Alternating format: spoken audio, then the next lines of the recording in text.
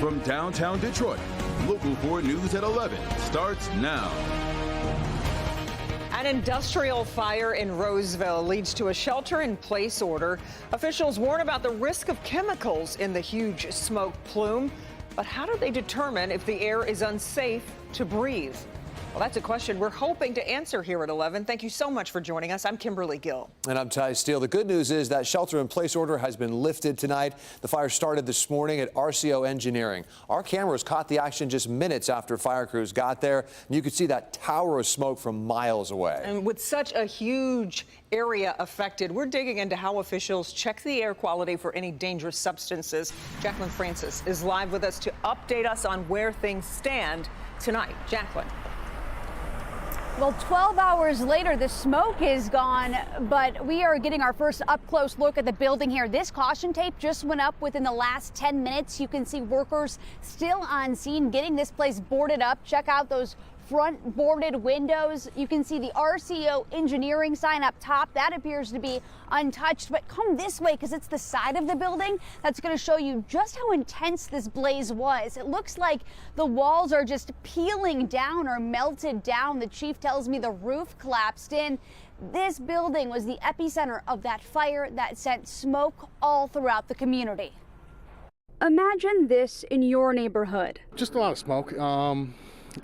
Dark gray. It was kind of like a plasticky smell. The fire broke out Tuesday morning at an industrial building on 12 Mile near Hayes and Roseville. Sometimes they don't know what's burning, and that's scary. Around noon, a shelter-in-place order took effect for those living within a half-mile of the fire, citing air quality concerns. We actually deployed members of the Macomb County Hazmat team. Macomb County's emergency management director walked us through their process. They actually have specialized equipment that can detect substances of concern in the air. So they placed one near the scene of the fire. They placed one a couple thousand feet downwind from the fire, and then a little further than that. Once the results were in, the shelter-in-place order was lifted. At no point did the hazmat team ever detect a substance of concern. The intense smoke was still bothersome, especially for those with respiratory conditions. I have asthma, so I coughed a little bit more.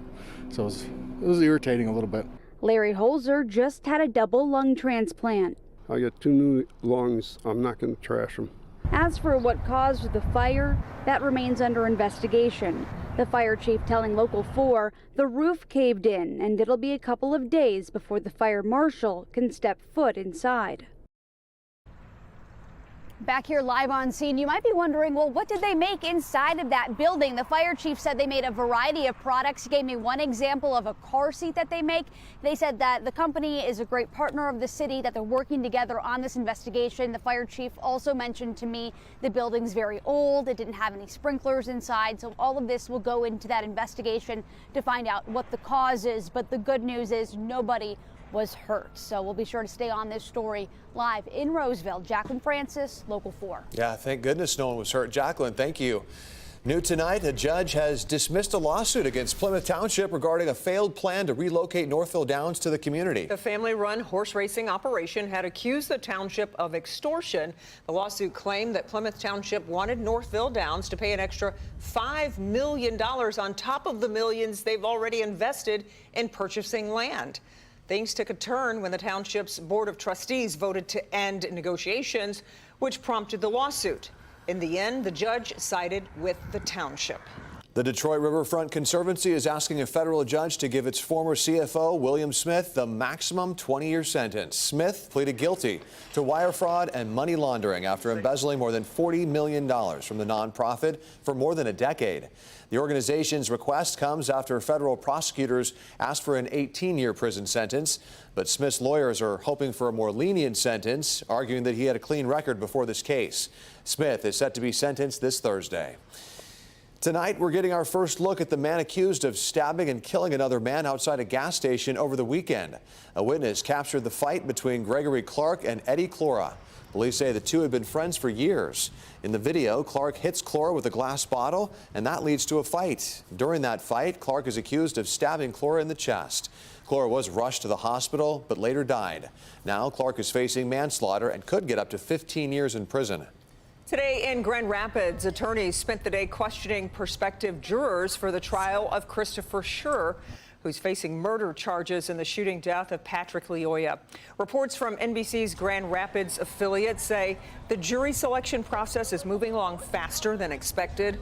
Both sides believe they should have a full jury by the end of tomorrow. But remember, each side still gets a dozen challenges to excuse potential jurors. So far, the court has called it in at least 200 prospective jurors, and some have been excused due to conflicts. A reward is now being offered for any information leading to the arrest of the person caught on video throwing 2 cats out of a moving vehicle at a Detroit gas station. Detroit Animal Welfare Group is offering up to $1,000. This disturbing incident happened Monday morning at the BP gas station on 7 Mile and Grand River Avenue. Surveillance video here shows a white SUV pulling up and then throwing 2 kittens out of the car. Now, we've censored the video because it shows one of the little kittens being hurt when it appears that the car runs over it. Unfortunately, that kitten passed away. The surviving cat, though, is still out there, and police would like to hear from you if you recognize that SUV. A town hall was held tonight in Warren to talk about how federal cuts could impact working families in Michigan. The event was organized by Fair Share America. That's a group that advocates for higher taxes on corporations. One notable absence was Republican Representative John James, who represents the district. Organizers say they invited him to come, but he didn't show up. Instead, Democratic Representative Rashida Tlaib spoke about the impacts of the cuts. The Detroit Department of Transportation is working hard to make its bus routes more reliable. They're planning to add 14 more buses on the road each day and bring on more than 50 new drivers. So this means they'll be able to add more buses to 13 routes and extend service hours on 17 routes during the weekends. Most weekend routes will now run from 7 a.m. to 9 p.m., which is a big change from the previous hours that started later and ended earlier.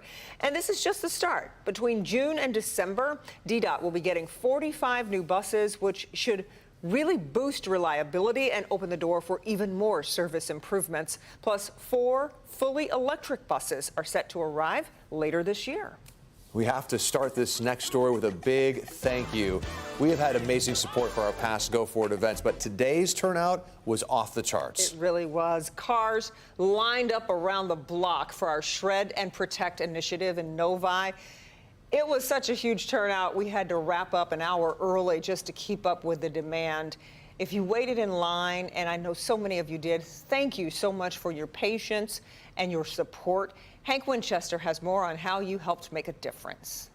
What a day. Tons, literally tons of documents collected from you, our viewers. They make their way into the shredder you see behind me, and this is the goal.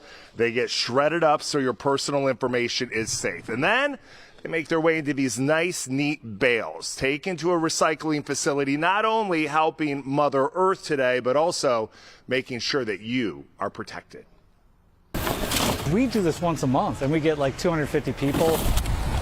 The long line started forming early this morning. I mean, we thought we might have 500 people. I bet we've had 1,000 so far. Our Local 4 viewers eager to participate in our Go For It Shred and Protect event. Hello. Good, how are you? I met so many of you out here today. Thank you. Have a good one. Taking the initiative to make sure that your personal information remains personal. Getting it shredded properly. I was gonna shred these at home and it was gonna take forever. Thank you. Have a great day. Thank you. As of right now, more than 25 tons of paper has been collected that will be shredded. I thought we'd have like a break at midday, something like that. You know, I had like shifts for people and stuff and got blown out of the water.